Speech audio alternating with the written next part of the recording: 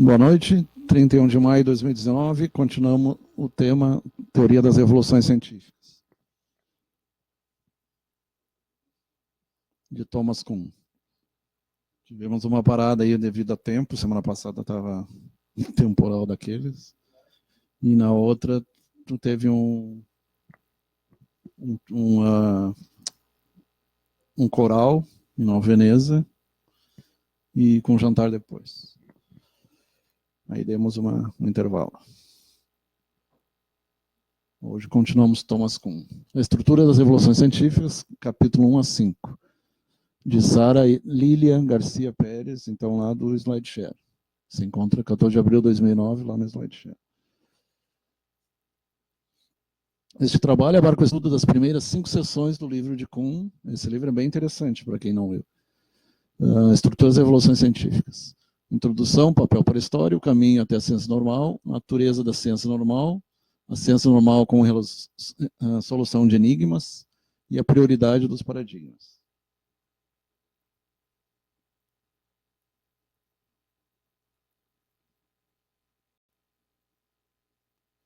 A história tem registrado as transformações da ciência, os logros, os sucessos científicos. Kuhn não está de acordo no conteúdo de alguns livros de texto. Opina que temos sido mal conduzidos por eles em aspectos fundamentais.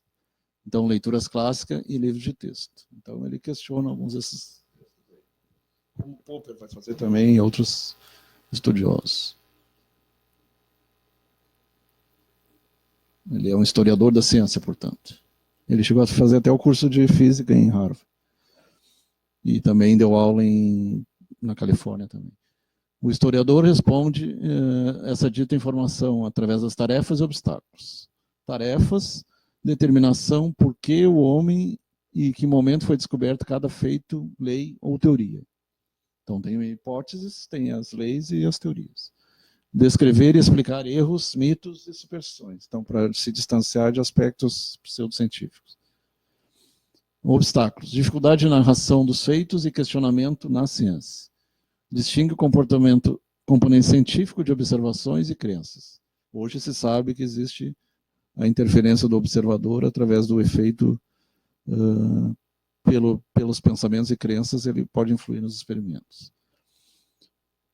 Crenças antigas e mitos, teorias antiquadas descartadas como não científicas.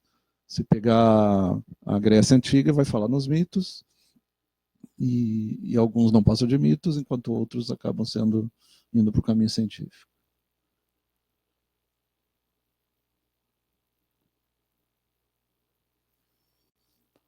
Resultado da recopilação da informação. Conceito da ciência com profundas implicações sobre a natureza e desenvolvimento. Um desenvolvimento científico, livros de texto, processo gradual, em que se somam conceitos sós ou em combinação num caudal crescente da técnica e de conteúdos científicos. Então tem a técnica, tem o conhecimento e tem os processos. A investigação histórica mostra dificuldades para isolar inventos e descobrimentos individuais. Muitas vezes são descobertas por dois pesquisadores simultaneamente.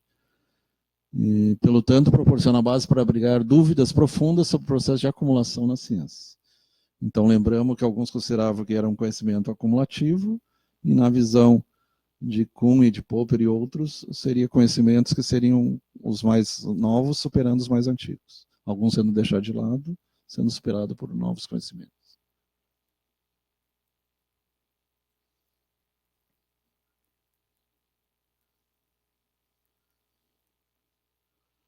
O resultado de dúvidas e dificuldades leva à revolução historiográfica. Historiográfica seria o processo histórico. A mudança no estudo bibliográfico, então, dos livros, e crítico dos escritos da história e suas fontes. Tem que sempre buscar as fontes. Onde é que foi tirado isso? Hoje em dia, com fake news, tem que se questionar tudo que é postado, de onde é que veio essa informação. Os historiadores têm começado a plantear novos tipos de perguntas, fazer novos tipos de perguntas, e a traçar linhas diferentes de desenvolvimento para a ciência, para demonstrar que não é necessariamente acumulativa, mas é teorias novas sobrepujando teorias antigas.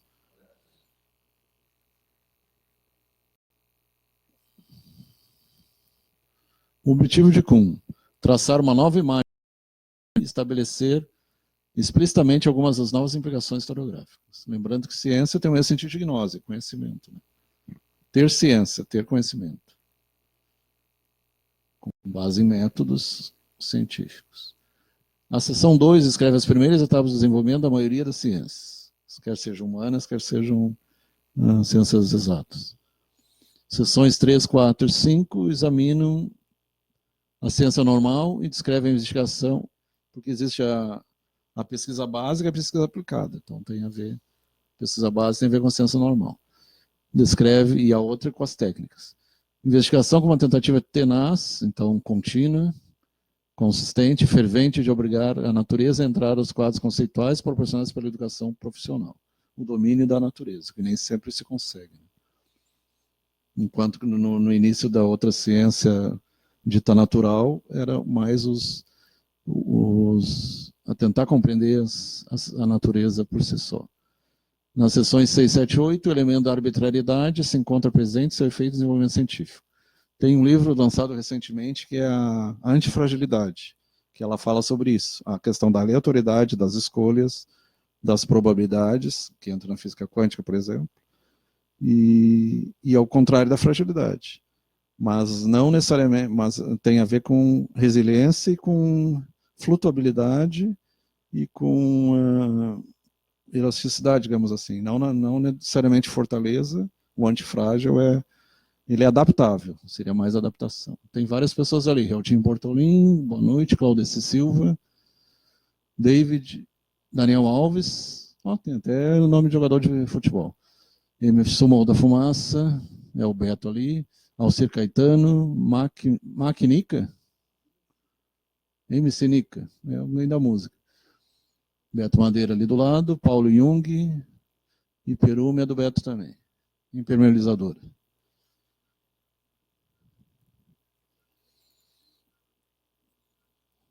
Isso aí está brisando lá no posto. Tem uma parede lá que está.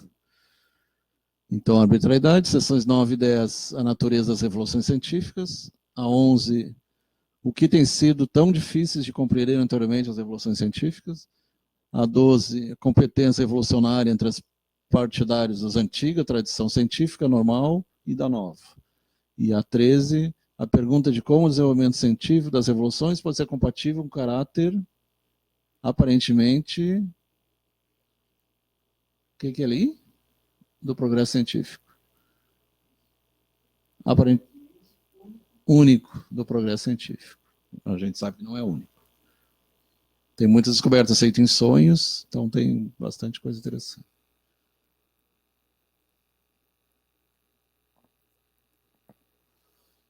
Se chama serendipidade. Lembra a história do príncipe Serendip. Então, ele descreve o caminho que se tem para recorrer para chegar à ciência normal. São descobertas intuitivas ou através de imagens, através dos arquétipos junguianos. Então, a fase pré-científica, a fase dos mitos, a aceitação de um paradigma, a ciência normal, aí pegamos, por exemplo, a física newtoniana, cartesiana, a aparição de anomalias, então pegando o exemplo da física, as anomalias, experiência de dupla fenda, a questão das possibilidades, variadas possibilidades, um novo paradigma e a ciência evolucionária. Investigação baseada firmemente em uma ou mais realizações científicas passadas, que podem ser confirmadas ou rechaçadas, e realizações que alguma comunidade científica particular reconhece durante certo tempo como fundamental para sua prática posterior.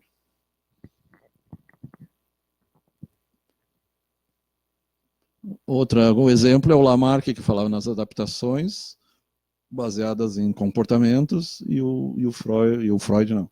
E o Darwin dizendo que não, teria a influência da genética também, mutações e influências genéticas. Então, tanto ambientais quanto genéticas. E hoje se fala na epigenética, influência do ambiente sobre os genes, ativando ou desativando os genes. É o que se estuda na nova biologia. Aí entra o álcool, entra a radiação, entra o cigarro, entra o estresse, modificando o comportamento de genes. podendo, por exemplo, desenvolver tumores, desencadear tumores. Há uma ligação bem estreita entre depressão e aparecimento de tumores. Um exemplo. Tem. Metais pesados, a gente já falou, causam doenças psiquiátricas. Doenças delirantes e esquizofrenia também. E psicose maníaco-depressiva, que hoje chama bipolar, né?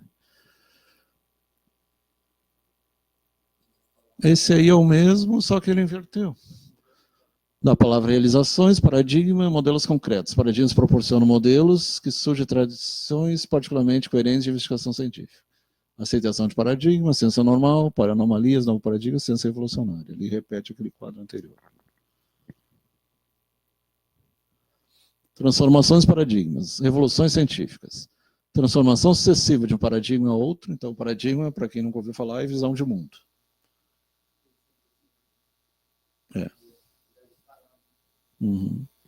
A prioristicamente. A outro por meio de uma revolução, um padrão usual de desenvolvimento de uma ciência madura, já amadurecida.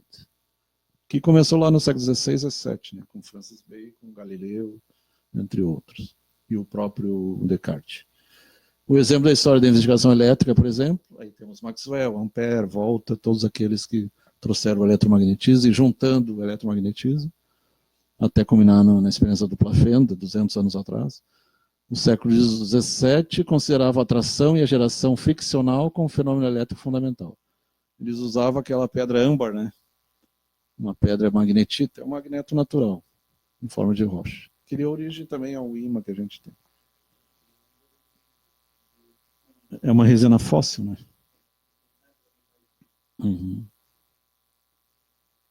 Ferro magnetita do ferro e geomagnetita da Terra.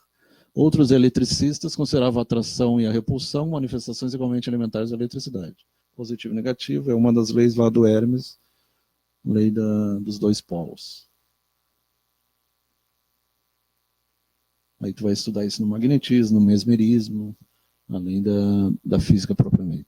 Um terceiro grupo, a tendência a considerar a eletricidade como um fluido que podia circular através de condutores. Então eles dividiam naquela época entre os fluidistas e os eletricistas.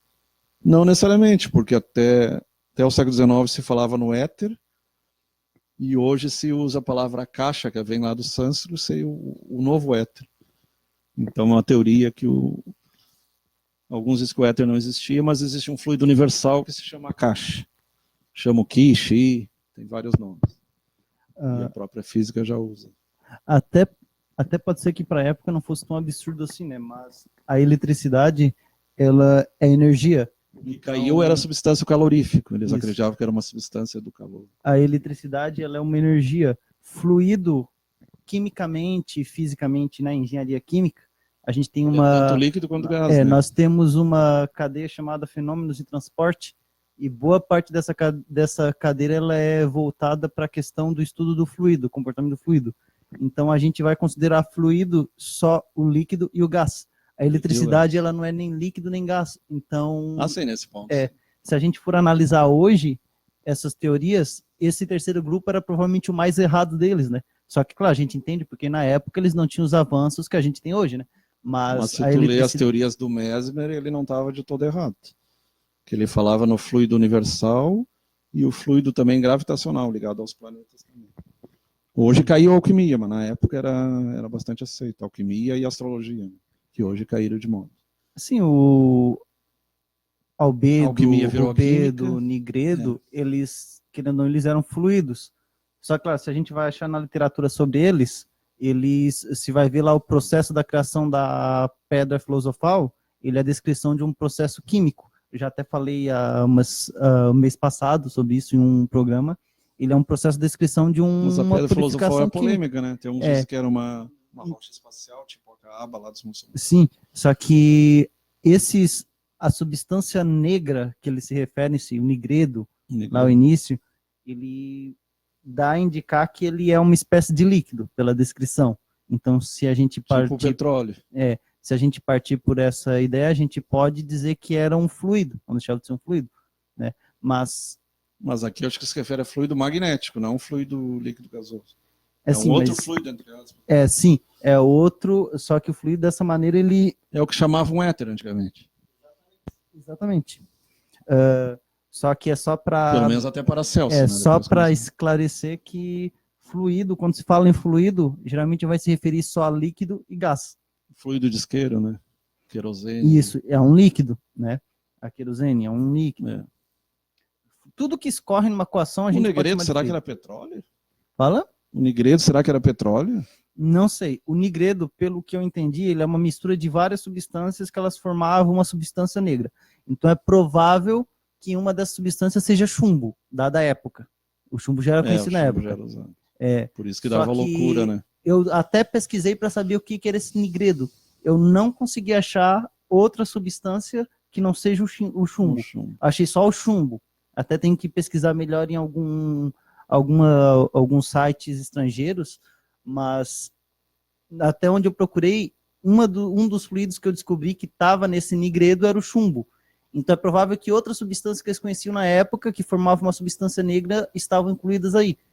Não só o chumbo. Em relação ao número de prótons, nêutrons, tu lembra? Entre o chumbo e o ouro? Não lembro agora. Que o objetivo era transformar chumbo em ouro, né? Sim.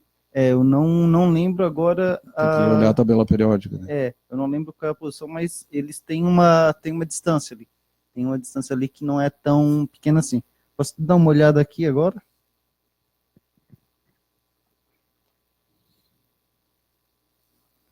O número atômico do chumbo, deixa eu ver se eu lembro. PB é...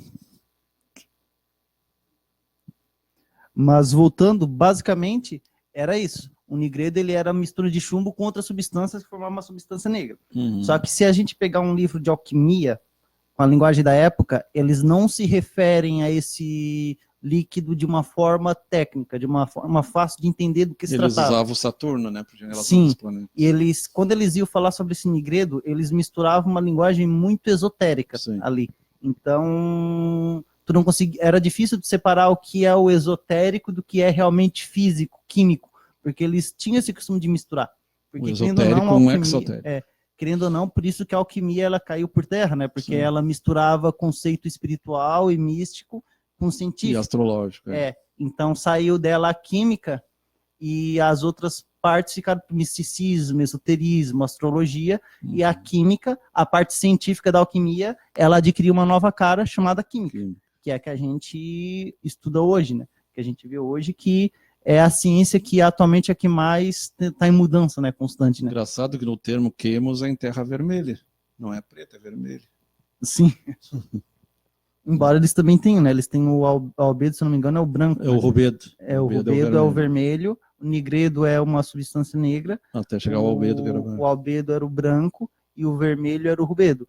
O branco lá era, o último deles, ele representava a última etapa da purificação de elemento químico. Então, provavelmente eu comecei a ler alguma reação, mas eu não sei dizer ao certo. E não seria chumbo, seria prata, né? Prata e mercúrio. Não, mercúrio é cinza. Provavelmente tinha alguma reação química ali. Se eu começava colocando uma substância envolvendo chumbo e terminava com uma envolvendo prata, é porque acontecia alguma reação ali que separava os dois. Então. A gente estudou que era destilação. Isso. Que de fato, e decantação e destilação. Só que, como eu disse, eles usavam uma linguagem muito técnica, muito esotérica, muito mística. E até porque muitos elementos da época, eles não tinham esse nome que a gente tem hoje. Então, para saber identificar exatamente qual era a reação que eu tinha ali, tem que ver, o oxigênio tinha outro nome também. Mas, de fato, isso não muda o fato de que assim, a alquimia não teria química hoje, né? Porque a alquimia é ela que começou a dar os primeiros princípios, né? Daí, onde é que a gente teve mesmo a química mesmo, foi lá com Lavoisier, né? Que é considerado o pai da química, né? Inclusive, ele foi... Uma coisa que me irrita muito quando eu paro para estudar é que o Lavoisier, ele foi guilhotinado, mas ele não fez nada de ruim. Ele só foi guilhotinado porque ele, uma vez na vida dele, uma época da vida dele, ele trabalhou a serviço do rei. Só que naquela ocasião em que ele foi guilhotinado, ele não estava mais a serviço. Os três principais líderes também foram mortos. Sim, mas eu acho que foi injusto a maneira como eles fizeram isso, porque ele não tinha envolvimento nenhum. E outra, ele só se envolveu com o rei na época, não porque ele dava um apoio necessariamente formal, um apoio ideológico, é mais porque quem apoiava o rei na época tinha incentivo para realizar as pesquisas, né? Então, o que acontecia? Ao se fazer parte lá daquela, não sei se é convenção, não sei qual, da associação lá que estava a favor do rei. O que é paradoxal é que os mesmos grupos que combateram a monarquia na França apoiam a monarquia na Inglaterra, Irlanda e outros lugares até hoje. São os mesmos grupos. Uhum. Como falando, na época que o Lavoisier ele tinha ele se aliou, entre aspas, ao rei, foi mais porque ele ganhava incentivo, né, para laboratório, para fazer a pesquisa, porque o Lavoisier, ele realmente, ele ficou conhecido não por ser um político, ficou conhecido por ser um cientista, né? Tudo se transforma. E lá naquela época teve a Revolução Química também, na época da Revolução que pegou lá, né, um pouco da Revolução Francesa, aliás. Ele já teve a Revolução Química lá na época e tudo mais. Lá no período... A industrial foi um pouquinho antes, né? 1700 e... Sim, teve 3 industriais, se não me engano. 3 ou 2, não lembro. Então, o Lavoisier, ele é considerado o pai da química. Ele que moldou parte da química tal como a gente conhece hoje. Mas antes, bem antes, claro que a gente já teve outros precursores, tipo o Paracelso, que é o pai da toxicologia. Toxicologia não deixa de ser um tipo de química, né? Então, a alquimia, ela evoluiu para a química. Lavater. Isso. A alquimia era o que era até então uma mistura de ciência com espiritualidade, misticismo, astrologia, passou a virar só uma ciência, né, que é a química. Uhum. Por isso que hoje em dia não se usa mais o termo alquimia, se usa o termo química. Se mantivesse ainda o lance esotérico, ela continuaria se chamando alquimia, mas não. Ela tem um foco único e exclusivamente na ciência, né? Pelos árabes, né? Sim, exatamente. Alquimia é um termo árabe. Por isso que, embora, claro que a gente evita misturar as duas coisas, a gente não pode negar que boa parte das ciências que tem hoje, elas surgiram de uma mistura de ciência com espiritualidade, né? É. A gente pega... o Renascimento, ele já marcou isso, né? A separação da ciência do misticismo, né? A própria astrologia, por exemplo... Mas o próprio Descartes falava nas paixões da alma. No início, astrologia e astronomia estavam tudo junto. Eles misturavam o conhecimento de observação, conhecimento científico, com conhecimento divino, e daí criou-se lá a parte de astrologia, a parte de astronomia. Daí, com o Renascimento, teve essa separação. Então, tudo que eu não podia provar por comprovação, foi para o lado espiritual e separou a ciência. Eles devem ter recebido intuições do alto. Como é que eles iam dar nome às constelações? Se eles mal tinham luneta, nem tinham luneta. Era só olhar para o céu. Parte dessas constelações eles nomeavam com própria observação mesmo, na época. Eles observavam... mas tu olhar e dizer, ali tem um caçador, lá tem uma ursa, lá tem um escorpião, lá tem um... Eu acredito que isso vai muito Eu acho que foi inspiração do alto. Eu acredito, pode ser também, mas eu acredito que o pessoal da época, ele tinha uma imaginação muito mais evoluída que a nossa. Porque o mapa de Piri Reis é 1400 e pouco. E aí como é que ele já tinha o formato da Terra naquela época, 1400 e pouco? De alguma forma eles olharam do alto também, não só de baixo. Sim, ou se basearam em observações científicas, né? No mínimo balões, algum dirigível, alguma coisa que já tinha na época. A própria história de Maomé é interessante. Maomé andou numa espécie de nave, foi teletransportado. O século XVII, então, aí já foi fluido circular através dos condutores. Franklin e seus seguidores, aí aquela célebre experiência do para-raio, é uma chave num fio, né? Numa noite de tempestade, foi um dos descobridores do para-raio. Pepe Viana, Paulo Jung, Maria Mello, Salete Rosa, Rosângela Oliveira, Lucas Gilmário Fernandes, boa noite, boa noite. Ana Silvia da Silva, Rosa Panha Sartor, Rosa, a boleira, Giovanni Costa e Rosângela, acho que é a mesma, né, ou é outra? Não, Samuel Serafim Domiciano. Muito boa noite ao Lucas lá.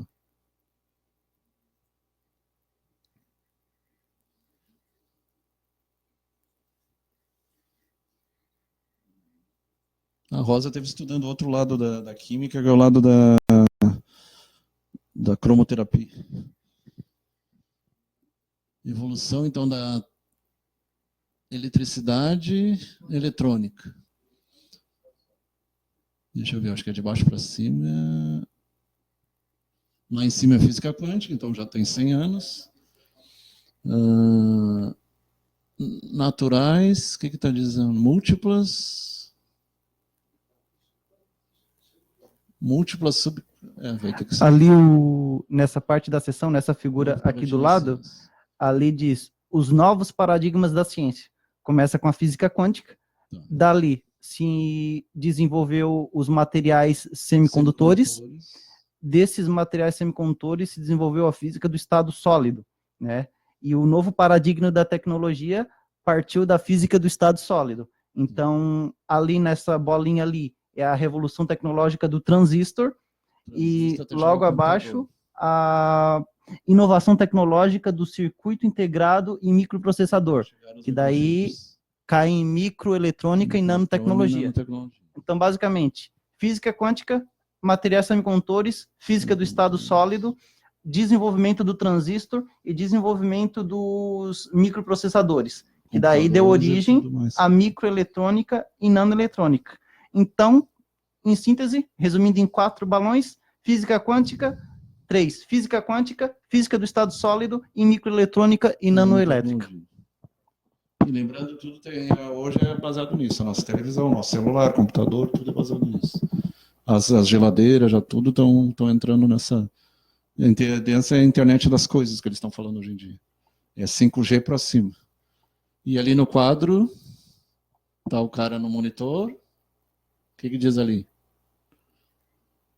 Aqui tá difícil até para mim. Eu que tô na frente do... Ele tá muito pequenininho lá em cima. Eu sei que no eles primeiro estão lembrando balão... dos monges lá. No primeiro balão ele está falando que esto de la enseñanza assistida por ordenados está muito ordenador bem. É computador. Isso. Pero jamais substituirá a la figura del professor. Ah, sim. Sempre vai precisar o professor. Isso. Está dizendo que, basicamente, o computador é uma grande evolução, mas sempre vai precisar da ajuda do professor. Ali, o que falam? Se chama imprenta, parece eficaz, porém jamais irá substituir a figura do copista. Ah, esse aí é a primeira imprensa, aquela do Grambel? Não. Não a primeira, o primeiro impressor, né? De longe parece... de longe parece uma guilhotina, mas não é uma guilhotina, tá, gente? Isso ali... Era para imprimir os tipos, as letras, né? Ali é o primeiro livro escrito foi a Bíblia. Né? Sim, e ali é uma representação da primeira imprensa. Lembrando que o Roger Bacon era monge franciscano, tipo aqueles ali. Então, um dos primeiros cientistas, Roger Bacon já era daquela época. É Grambel? Não é Grambel. Grambel é o telégrafo sem fio. Telégrafo e telefone. Imprensa é o... O Grambel é o telégrafo e o telefone. O telefone é o Marconi. E o Padre Orlando de Moura, né? Eles esquecem. Tá, o Grambel ele também é atribuído... Não lembro o nome do cara agora. O Grambel é atribuído a telefone também. Tu lembra da imprensa? Quem criou a primeira imprensa? Eu vou dar uma olhada. E Kuhn demonstra que para ser aceitado um paradigma, uma teoria deve parecer melhor que seus competidores, ou as anteriores, ou as simultâneas. Não necessita explicar todos os feitos. Sempre vai ter aqueles feitos inexplicados. O novo paradigma implica uma definição nova, mais rígida do campo. Interessante, hoje em dia se fala muito em campo eletromagnético, campo gravitacional. Um paradigma é o guia das investigações de todo um grupo científico. Você pegar a chamada aura humana, também é um campo biomagnético. O que a gente chama aura é um campo biomagnético. Nós também temos positivo e negativo, yang e yin. Aqui, lendo aqui, vamos ver aqui. Quando se estuda o período, geralmente se destaca o advento de algumas invenções, tais como o telescópio. Deixa eu só... Telescópio é Galileu. Tais como o telescópio e o relógio de precisão. Uma dessas invenções que provocaram uma verdadeira revolução no terreno da escrita e da leitura foi a imprensa, isto é, a máquina de impressão tipográfica, que foi inventada pelo alemão Johann Gutenberg, Gutenberg. no século XV. Gutenberg. Então a Bíblia é alemã, provavelmente a primeira Bíblia que o Lutero aproveitou depois. Ou talvez a primeira tenha sido em latim, né? Naquela época era latim ainda. Então todo um grupo científico descreve a natureza da ciência normal, permite a aceitação para um grupo de paradigma único. Geralmente ele se reúne e não aceita o que é diferente. Então o paradigma é um modelo ou padrão aceito, então uma visão de mundo aceita. Os paradigmas obtêm seu status devido a que têm mais êxito com seus competidores, para ver quantos problemas tem o grupo de profissionados que tem chegado a reconhecer como agudos. O êxito de um paradigma é, ao princípio, uma promessa de êxito discernível em exemplos selecionados, mas, todavia, incompletos. Ela sempre vai crescendo, não crescendo. Ad infinito, né? Ad nauseam, como dizem no latim. Como afirma que a confiança no paradigma resulta essencial para o desenvolvimento de uma ciência. Ou enfocar a atenção sobre um quadro pequeno de problemas, relativamente esotéricos ou internos, o paradigma obriga os científicos, os investigadores, cientistas, a investigar alguma parte da natureza de uma maneira bem detalhada e profunda que seria inimaginável em outras condições. Enquanto no início era visto mais pragmático, vai se decompondo, usando o método Descartes lá, decompondo em partes menores. A ciência, e super especializando. A ciência normal possui um mecanismo interno, sempre o paradigma do que procede deixa de funcionar de maneira efetiva, assegura o relaxamento às restrições quanto à investigação. Ali mostra em laboratório, o pessoal nos computadores fazendo trabalhos.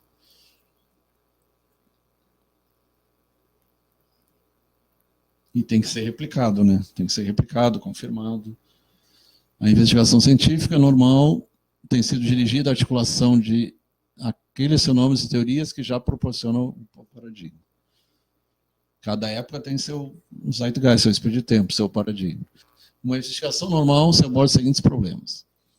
Os feitos que o paradigma tem mostrado que são particularmente reveladores da natureza das coisas. Os esforços para aumentar a exatitude e o alcance com que se conhece feitos como esses, através de aparelhagem, através de técnicas. Se dirige até os feitos que pode comparar diretamente com predições da teoria do paradigma. O eclipse aquele no Brasil foi uma das confirmações do Einstein da teoria da relatividade. Trabalho empírico empreendido para articular a teoria do paradigma, resolvendo algumas de suas ambiguidades residuais, ambivalências, resolvendo problemas, até que os que anteriormente sejam... Ali já não dá para ler. Chamado a atenção. Isso, anteriormente tinha sido chamada a atenção. E muitas vezes, depois de 40, 50 anos, por exemplo, o lítio. O lítio foi descoberto lá em 1930, mas lá por 50, 60 que ele foi redescoberto e hoje se usa para tratamento de depressão profunda. E ele é o segundo elemento, né? Depois do hidrogênio, o hélio e o lítio, é o terceiro elemento, aliás. Então, em ordem de importância, hidrogênio, hélio e o lítio é o terceiro. Discussões teóricas. São manipulações da teoria empreendidas não devido às predições que resultam sejam intrinsecamente valiosas, senão porque pode confrontar diretamente com experimentos. Seu fim é mostrar uma nova aplicação do paradigma ou aumentar a precisão de uma aplicação que já tenha sido feita.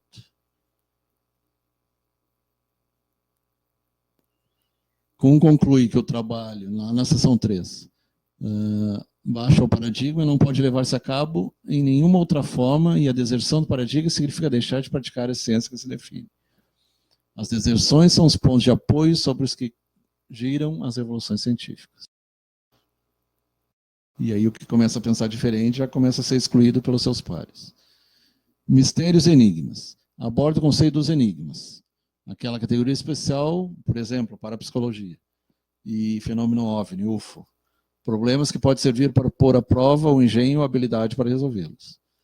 Então se diz que é muito mais, no caso do UFO, as experimentações de campo, que tu pode medir radioatividade, medir através de aparelhagem, e do que fotos, que as fotos podem ser montadas, hoje em dia tu pode montar qualquer tipo de coisa, aparições, UFOs. Então os fenômenos de campo são mais úteis, que é o que utilizam Jacques Vallée e outros famosos ufólogos aí. que até pouco tempo atrás, tem gente que ainda considera pseudociência, mas já é considerada uma ciência, pelo menos a ufologia científica, né? Não a mística. Baseada em evidências, tudo que é baseado em evidências. Até porque nós encontramos 10 exemplos na Bíblia, né? Se tu pegar o Enoque, pegar o profeta Ezequiel e o outro lá que foi João Batista, eles foram raptados por naves, isso aí está lá na Bíblia. Uma das razões pelas quais a ciência normal parece progredir tão rapidamente é que aqueles que praticam se concentram em problemas que só a própria falta de engenho poderia impedir de resolver. Enigma, paradigma vigente, crise, não há resposta, a revolução científica, novo paradigma. Esse é o quadro clássico do Kuhn. Então, quando aparecem novos desafios, novas divergências, ambiguidades e novas pesquisas, hoje em dia na quântica se fala até que os microtúbulos neurônios processariam quanticamente, o próprio cérebro proporcionaria para conseguir enxergar, captar, ver, ouvir, escutar de maneira quântica. Só aproveitando a ocasião, uma curiosidade e holográfica também. Uma curiosidade interessante é que os nanotubos de carbono, eles podem ser o primeiro passo para a gente atingir algo que até então se pensava ser obra de ficção científica, que é a invisibilidade, devido a algumas propriedades deles. Então, estão sendo usados em pesquisas para tentar... E eletromagnetismo também. Exatamente. Por quê? Porque a invisibilidade, para te alcançar ela, teoricamente, tu conseguiria deixar algo invisível se tu conseguir desviar a luz daquele ponto. Então, eles estão usando os nanotubos para esses fins, tentando fazer isso. Então, é bem interessante, né? É o efeito daquela capa do bruxinho lá do Harry Potter. Eu acho isso interessante fazer porque isso é uma abordagem que está sendo implementada na área da engenharia química, né? Então, muita gente sabe que tem avanço em química, mas muitos desses avanços em química, na verdade, eles são avanços da engenharia química também, né? Isso já é escrito na década de 70 na Operação Cavalo de Troia do Benítez. Muitos consideram ficção, mas ele fala em coisas que tem hoje em dia, em 1970 ele já fala. Exatamente. Inclusive viagem no tempo.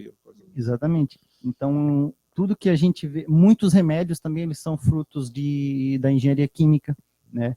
A aspirina, por exemplo, ela é muitas vezes considerada como um avanço... Começou do salsichorão, depois foi sintetizada. Exatamente. Ela é considerada muitas vezes como um avanço na área da engenharia química e na área da química, ambas ao mesmo tempo. Uma coisa que é bem questionável é até que ponto a química suplementa o natural. Pega, por exemplo, vitamina C, é muito mais fácil fazer um comprimido de 1 grama, 2, do que ingerir 60 laranjas, 40 limões. E a química acaba superando o natural, né, a natureza. Mas é questionável até que ponto o nosso organismo vai desdobrar aquelas substâncias químicas. Uma coisa interessante é que a dose letal de vitamina C, ela tem que ser equivalente à vitamina C encontrada em 11 mil laranjas. Né? Ela é muito segura. Mas acima de 4 gramas já dá pedra no rim. Imaginando-se que o ser humano ele consiga ingerir 11 mil laranjas sem morrer com a barriga cheia. Na vida toda, né? A hora que ele chegar na laranja de número 11 mil, ele morreria instantaneamente. Né? Só que isso é interessante pelo seguinte. Mas isso aí seria de uma vez só? Num período de 24 horas. Mas é complicado. Exatamente. Já é difícil mais de 4 gramas. Exato. Por quê? Porque não é só a vitamina C em si. Esses 11 mil é equivalente à dose letal de vitamina C. Se a pessoa consumisse tudo isso, ela seria intoxicada por vitamina C. Só que qual é o problema? Ninguém consegue consumir tudo isso de laranja, né? Mas é interessante... É que nem a história do herói e do vilão, porque a vitamina C é herói. Mas no momento que ela é oxidada, ela pode se tornar vilão. Sim. Todas as substâncias no mundo, elas têm uma dose letal. Então, não venha dizer... Não, mas eu estou falando da questão da oxidação. Sim, perder elétrons. Né? Sim, só que daí isso aí, no caso, é uma alteração química, né, que a gente se refere. Eu falo da substância... É o enferrujar, né? Eu falo o que é envelhecimento? É enferrujar. Sim, mas eu falo da substância pura, sem alteração nenhuma.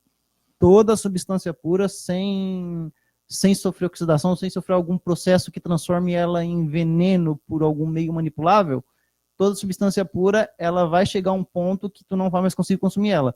Ou vai chegar a um ponto que, se tu consumir ela, tu morre instantaneamente. Porque a gente tem em toxicologia um termo chamado dose letal. Toda substância tem. Vocês já passaram aquela parte lá do ciclamato, sacarina? Tem a velha questão, são cancerígenos, não são cancerígenos? A gente não viu tanto isso, porque essa parte, ela é uma parte que a gente vê mais quando a gente opta por áreas específicas, né? Então, geralmente, quem trabalha muito é o bioquímico. Isso. O bioquímico ou o engenheiro químico que trabalha na área de alimentos ou na área bioquímica. Então, daí sim, esse pessoal... Um bioquímico, vamos e vemos, né? A engenharia bioquímica, ela saiu da engenharia química. Então, porque te lembra o malation que mata exatamente. O Aedes aegypti, né? Isso. O malation mata como? Com paralisia muscular. Só mais uma curiosidade aqui. O fato de eu precisar 11 mil laranjas para poder morrer instantaneamente, intoxicado de vitamina C, indica uma coisa muito importante, que a laranja faz muito bem. Porque para eu precisar morrer, é o equivalente de vitamina C encontrado em 11 mil laranjas, né? Então, muita gente fala, não vou comer fruta. Comam fruta, porque fruta faz bem. E claro, a laranja, ela não cura gripe, mas ela ajuda a prevenir. Ajuda a prevenir.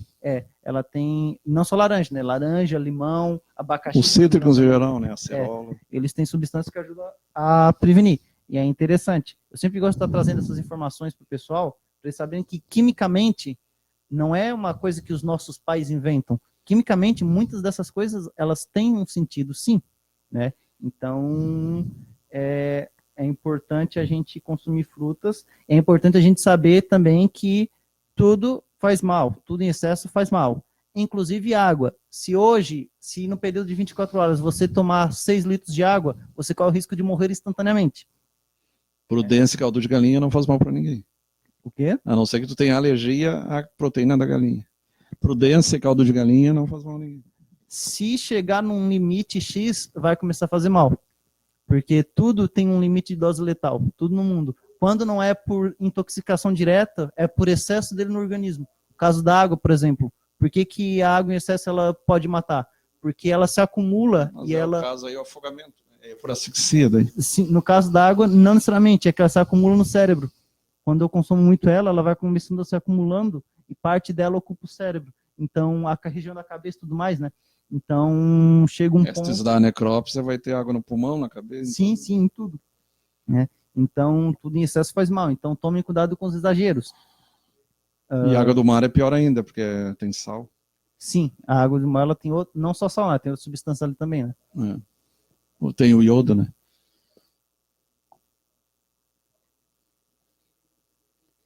Então, ali, desejo ser útil. Então, a solução de enigmas são atraídos os cientistas pelo quê? Várias razões. Desejo ser útil, então desejo fazer alguma coisa pela humanidade, pelos seus. Tem gente que entrou ali, né? Ana Silvio da Silva, Giovanni Costa, Alzira Batista, Josineia Nunes, Marlene D'Agostinho. Emoção de explorar um território novo. Quando se fala em tese, geralmente se busca alguma coisa nova, ou ver alguma coisa antiga de uma ótica diferente, né? Esperança de encontrar ordem, impulso de pôr em prova os conhecimentos estabelecidos e os compromissos, interessado em compreender o mundo. Então aí volta a questão da filosofia, por isso é chamado PhD, né? Por estender a precisão e alcance como tem sido ordenado, organizado. A descoberta do Lee Walk ali, que é o do microscópio, e entre outros. Kuhn estabelece, então, na seção 5, a primazia ou prioridade dos paradigmas numa investigação científica. Os paradigmas determinam a ciência normal sem intervenção de regras descobríveis. Na verdade, a ciência tem suas regras, né? Mas ela é aberta a ampliações. A falta de redução a aceitar regras não impede que um paradigma dirija as investigações. O feito da existência de um paradigma não implica a existência de algum conjunto novo de regras? Está embaixo de Mênica, novo de regra. Um novo conjunto de regras.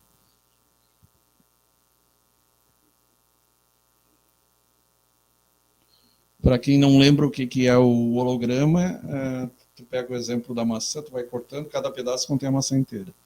Se tu analisar, cada célula tua contém tu inteiro. Então, todo o desenvolvimento é baseado no holograma. O menor contém o maior. Novamente, aproveitando a curiosidade, pessoal, a semente da maçã, ela contém cianeto. Então, vocês evitem consumi-la. Como a maçã, mas não a semente. Aliás, nem de melancia, nem de cereja. Um caso interessante, teve um caso nos Estados Unidos de um cara que ele consumiu... Ele consumiu... Mas na terceira cereja ele morreu. Ele consumiu 3 sementes de laranja. Na terceira ele faleceu, porque a quantidade de cianeto que tem na cereja, na semente da cereja, é muito alta. É esse aí que matou os caras da novela antiga. Os Guardiões. A seção 5, então, razões para crer que os paradigmas funcionam sem necessitar regras e, portanto, têm um status anterior a essas. Existe grande dificuldade a descobrir regras que têm guiado as tradições particulares da ciência normal. Eu acho que quem criou isso aí foi o Francis Bacon, né? Aliás, tu deve ler a Nova Atlântida, é um livro dele, mas é a Nova Organo. Os científicos nunca aprendem conceitos, leis e teorias em abstrato por si mesmos. O processo de aprendizagem de uma teoria depende do estudo de suas aplicações e não buscando as regras.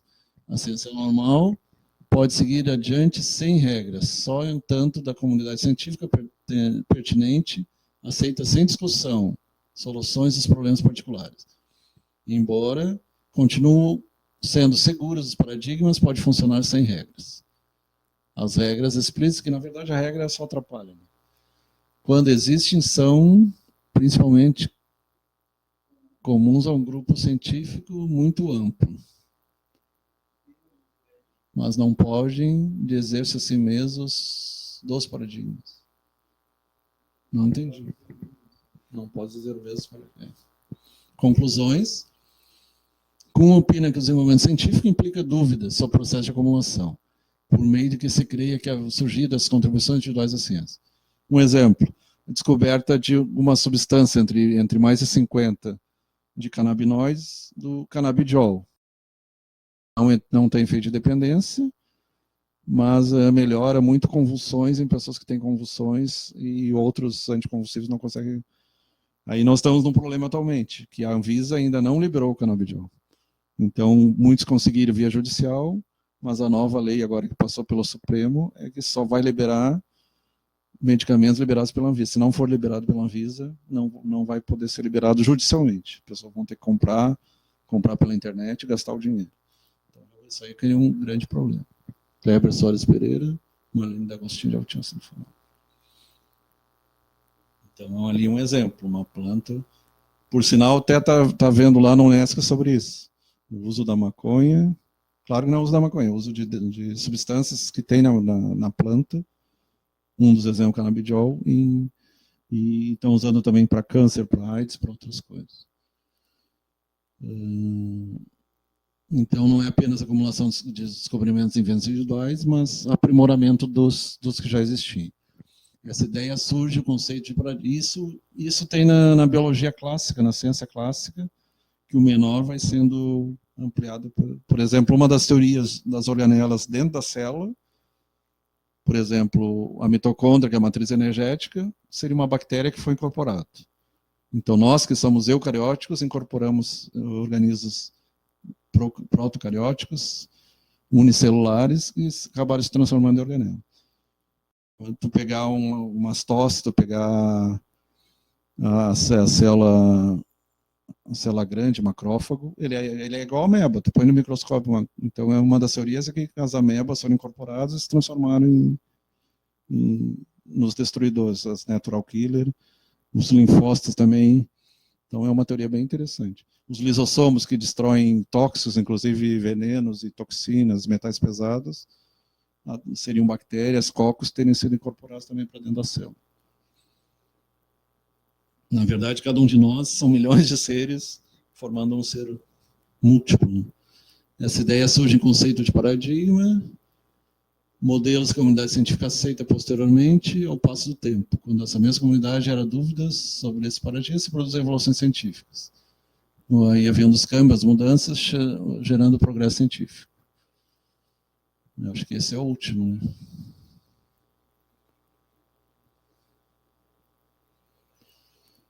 E só para terminar, sugestões de leitura. Esse aqui chegou hoje, esses dois. Lawrence Lechan, Médium, Místico e o Físico, por uma teoria geral da paranormalidade. E ele explica como o místico tem a ver com a física, tem a ver com a parte espiritual.